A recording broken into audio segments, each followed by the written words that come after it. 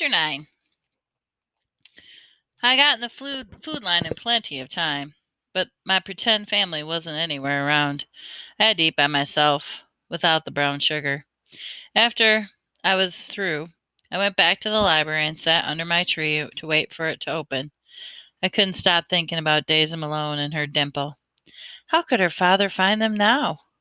Finally, I saw people going into the library. The same librarian was there. I said, "Good morning, ma'am." "Good morning, young man. Can I please borrow a pencil and a piece of paper and see that book about how far one city is from another again, ma'am?"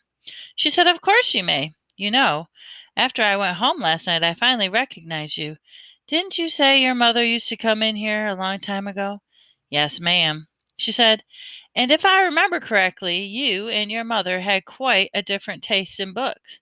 I remember your mother used to like mysteries and fairy tales. Isn't that so?" Man, I can't believe she remembered that. "And you're the little fellow who used to come in all the time and ask Miss Hill for books about the Civil War, aren't you?" "Yes, ma'am." She said, "I thought so." She handed me a pencil and a paper and the city's book, and then said, "And when you're done with the book, bring it back, and I'll have something special for you." She had a huge smile on her face. I said, "Thank you, ma'am." But I didn't get too excited because I know the kind of things librarians think are special. I went over to the table and found Flint and Grand Rapids in the lines in the book. I looked, and there were two lines that met, and it said 120. Wow, that was going to be a good little walk.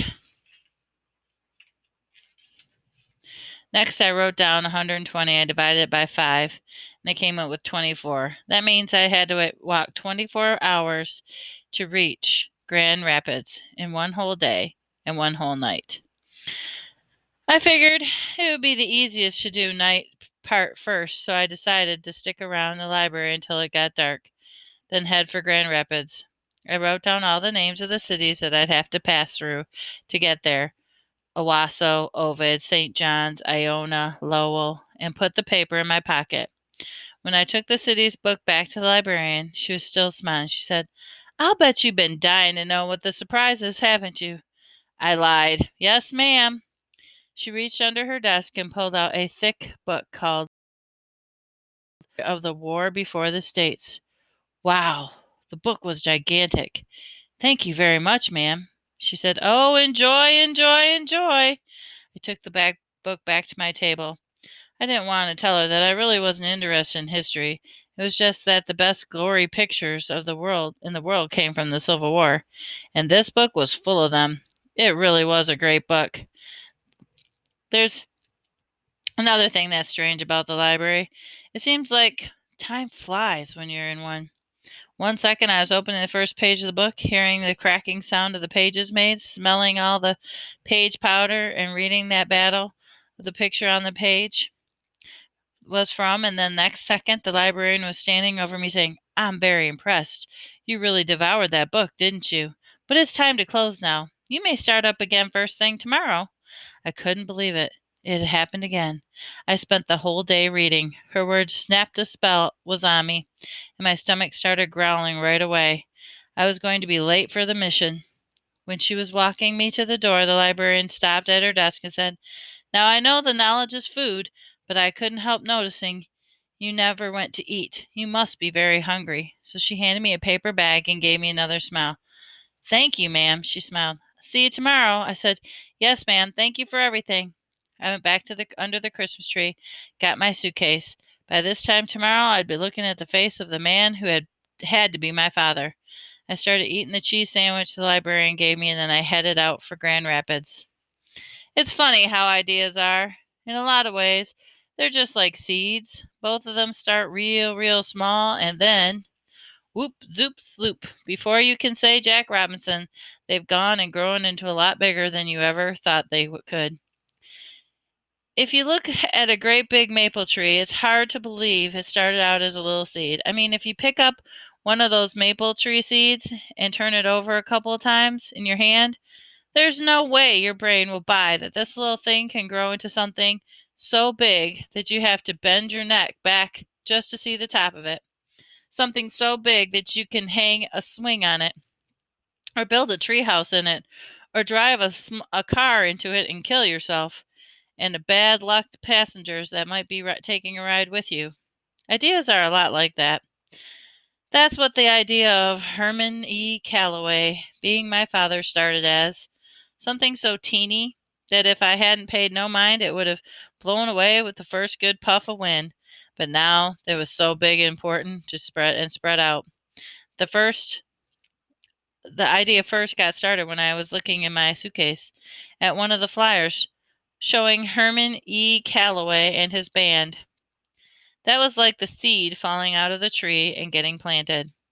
It started busting its head out of the dirt when me and the other boys at the home were getting our nightly teasing from our biggest bully there, Billy Burns. He said, I don't even belong in this place. I've been here by mistake, and it ain't going to be long before my mama comes out to get me. Bug said, Billy, how come it's taking your mama so long to find out where you are at? She must have a real bad memory. Seems like since she was the one who dropped you off here, she'd have remembered where she left you by now. Billy said, Well, well, well, you just take a look at who piped up. Mr. Bugs. I've seen lots of people who have roach infested houses, but you're the first person I've ever seen get a roach infected head. And I wouldn't expect a little ignorant roach head like you to know nothing about folks coming back here to get you out. You don't even have no idea who your mama and daddy is. Any fool you see walking down the street could be them. He looked at the rest of us and said, 7 little boys in this room, and not one of y'all knows who your folks is. This is the sure enough sad collection of souls here. Boy. I said, That's not true. I know who my mama is. I lived with her for 6 years. Another boy said, Me too. I lived with my mama for a long time. Billy Burns said to me, Is that right? And what about your old man? How many years you live with him? I got a nickel here to know that and you know what it says. Billy stole a nickel from somewhere and held it up, and the buffalo was on it. It was looking at us. He pretended the buffalo was talking and had a deep voice, like you figure a buffalo would. Billy, my man, go ahead and let out this little no mama fool, and he don't know who his daddy is. Then I'd have another nickel to bang around in your pocket with. Even before I had a chance to think about it, I said, You owe me a nickel. My daddy plays a giant fiddle, and his name is Herman E. Calloway. And with those words, I didn't even mean to say, that little seed idea started growing. The idea got bigger and stronger, and I'd sit up at night and wonder why Mama kept those flyers. It dug its roots deep and started spreading out when got old enough to understand that Mama must have known she wasn't going to be around too long, and was trying to leave me a message about who my daddy was and why she couldn't never talk about him. I knew Mama must be too embarrassed about why he wasn't with us, or was trying to break it to me gentle. The only trouble was she waited too long. I mean, what other reason could Mama there be for Mama to keep all these things? I have in my suitcase to treat them like they were treasures. And why did I know what way down in my guts that they were real, real important? So important that I didn't feel comfortable unless I knew they were there all the time? That little idea had gone and sneaked off itself into being a mighty maple, tall enough that if it looked up at the top, I'd have to crick my neck, big enough for me to hang on a climbing rope on, strong enough to make my mind walk clean across the state of Michigan. I opened up my suitcase, pulled out my flowers out before it got dark. I put the one blue one with the writing about Flint on it at the bottom and looked at the others. 2 of them had the same picture of Herman E. Calloway and the 2 guys, but the first one was called Herman E. Calloway and the Terminally Unhappy Blues Band. They were called Masters of the Delta Blues, and the other one was called Herman E. Calloway and the Gifted Gents of Gospel, featuring Miss Grace Blessed, Thomas vocals. They were the servants of the Master's salvation.